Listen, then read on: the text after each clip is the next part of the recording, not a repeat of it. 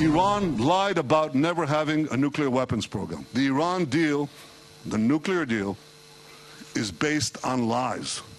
It's based on Iranian lies and Iranian deception. And in a few days' time, President Trump will make his decision on what to do with the nuclear deal.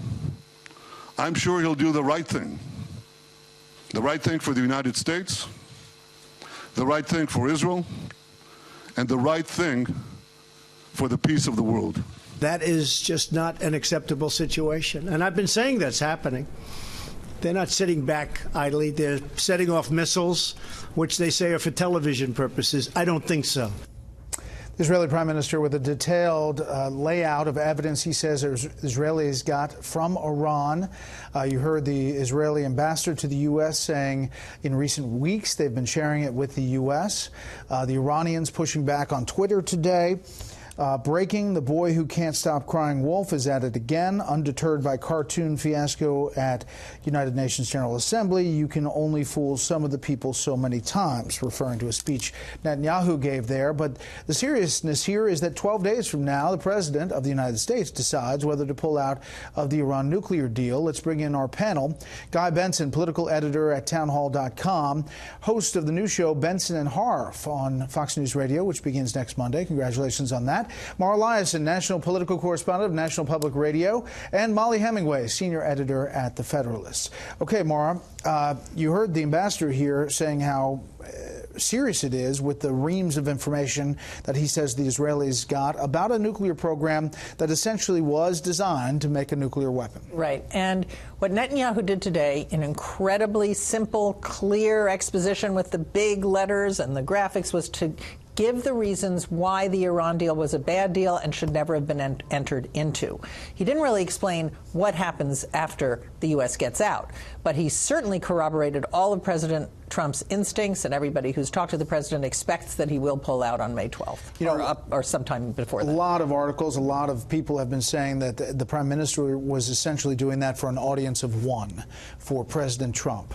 Yeah, I noticed that was said earlier in the show, and I actually disagree with that. I think Trump actually has a pretty good idea of what he wants to do. The real conflict is with European countries who really do want to uphold the deal and who do want to find a way to keep it going, learning that this deal was broken. I mean, if failing to be honest going into the deal means that the deal is no good. And it is interesting that we've been told for so many years, Iran is in compliance, Iran is in compliance. That echo chamber from the Obama administration is very good at getting its talking points out. They've been saying over and over that there's nothing you can do because Iran is in compliance. Well, when today Netanyahu says this is built on a throne of lies, then they say, oh, we always knew that. Well, you have to pick one or the other. Either they're complying or there is a complete falsehood at the foundation of this deal. Right. So the JCPOA, the Iran nuclear deal structure, says essentially that you had to say the honest statements at the beginning. Right. That was the first compliance. If you're not complying with that, then the whole thing's not in compliance. That's right. So it was a prerequisite for the deal going into implementation in the very first place. And the requirement of Iran was to attest fully and completely and transparently what they had done in regards to their nuclear program in the past. And the Iranians lied through their teeth, saying that they never had a nuclear weapons program. And now we see today, I think, very strong, incontrovertible evidence laid out very clearly from the Israelis that that was just not true. The Iranians absolutely had this program up through 2003. Then they broke it off into overt and covert. And crucially, the same person who oversaw the illicit, illegal program that they denied existed is still in control of the covert side of the nuclear program. I thought it was a devastating and powerful performance today from Netanyahu, and it should influence. That information should influence our president. Here is the French president characterizing days ago the Iran nuclear deal. There is an existing framework called the JCPOA to control the nuclear activity of Iran. We signed it at the initiative of the United States.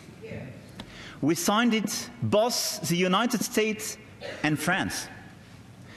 That is why we cannot say we should get rid of it, but we should not abandon it without having something substantial and more substantial instead.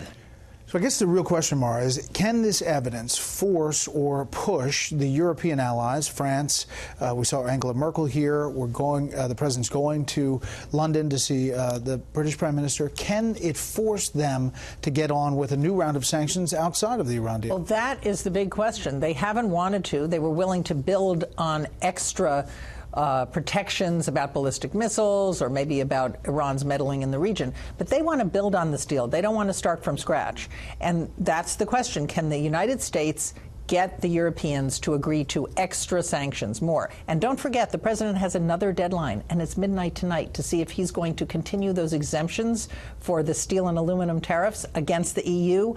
That matters when he's asking the Europeans to cooperate on something else like the Iran nuclear deal plus. I also think it's interesting, Macron points out that they signed this treaty at the U.S.'s behest. And it is important that we be good with our word, and why learning that other people aren't being good with their word is important. It also speaks to why it was such a mistake to not take this to the Senate and have a broad public discussion where people could really hash out what we wanted to do with Iran. This is not a treaty. It's very easy to get in and out of it precisely because it's not a Senate-approved, Senate-ratified treaty. It's a good warning that for Donald Trump that if he wants to sign a peace treaty, he does need to make that public case and get everybody on board so we can have a good treaty in North Korea. Yeah, it was kind of a backwards disapproval by the Senate in the construct that was put together. I want to turn topics to North Korea. Here's the president on the meeting upcoming, he says, and the meeting sites. We're looking at various countries, including Singapore. And we are also talking about the possibility of the DMZ. Peace House, Freedom House. And there's something that I thought was intriguing. There's something that I like about it because you're there. You're actually there. Where if things work out, there's a great celebration to be had. So he's looking at the images here. Meantime, the South Korean president had this to say, according to Reuters, translated by Reuters. President Trump should win the Nobel Peace Prize. What we need is only peace. There's some good feelings, I guess, coming out of South Korea from that meeting. He's pretty optimistic. Yeah, and well, if this does work out, of course the president deserves the Nobel Peace Prize. The last president got one for doing literally nothing. This would be something. I'm among the crowd that is pleased to see these developments, but skeptical of the North Koreans and their willingness to keep their word, speaking of outlaw regimes that do not. But the South Koreans are at the table as well. The handshake was historic, and it does seem like President Trump's unusual approach to foreign policy has, at the very least, brought both sides together. Not sure what the Americans might be willing to do. And here we are. Definite positive steps, but a lot farther to go. Yeah, trust but verify. Yeah. The nuclear site that they're closing down is a nuclear site that in part collapsed. Right. So you have to kind of look at... Right, and the administration has been very good at sending these messages. Look, we know how difficult it is. We know that they've cheated on every other deal. We're going to walk away if we have to. But the president now seems to be getting super optimistic. He's already talking about the victory party and the celebration that he wants to have right there at the DMZ. So the question is he really, really willing to walk away if he can't get the kind of assurances that he needs from the North Koreans? I think there is an issue, though, too. If they were to do this on site, it ramps up the pressure in a way that could motivate people toward a good solution, not just that it would be great for a celebration. You mean the surroundings would then force the inevitability of the deal? It might help contribute to that. But it's absolutely true. If we're talking about Iran being a regime that lies, we have such a great history of North Korea being duplicitous and falsifying what they're doing. And so it is good that people are being cautious. I think it is true, though, that a year ago, close to a year ago, we were talking about how Donald Trump is supposedly bringing us to the brink of nuclear war. We are in a very different place, and that alone is important. People should think about what about his foreign policy has led us to this place. It is amazing when he talks about the images and the power of images. Clearly, he knows that part of it.